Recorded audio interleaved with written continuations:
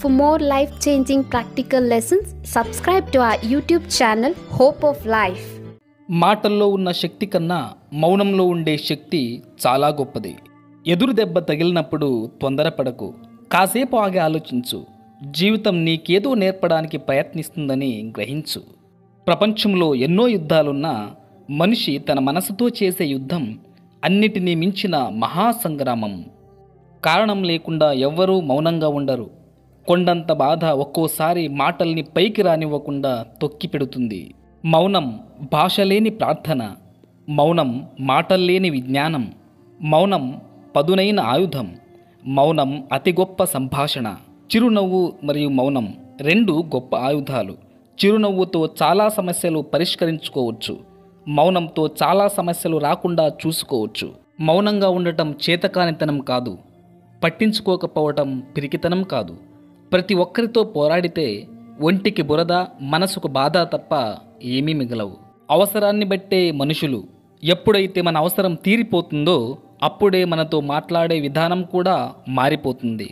మౌనానికి మహత్తరమైన శక్తి ఉంది.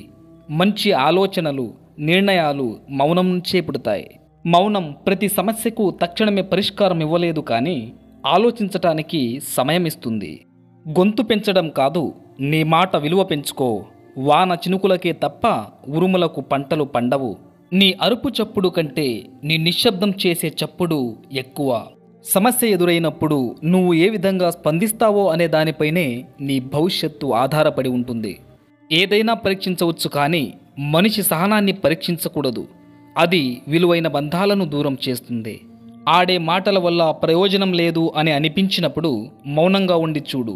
ఆ మౌనం ఎదుటివారి గుండెల్లో గుబులు పుట్టిస్తుంది. నిశ్శబ్దం అనేది కొన్నిసార్లు బాధతో అరిచే ఒక పెద్ద కేక.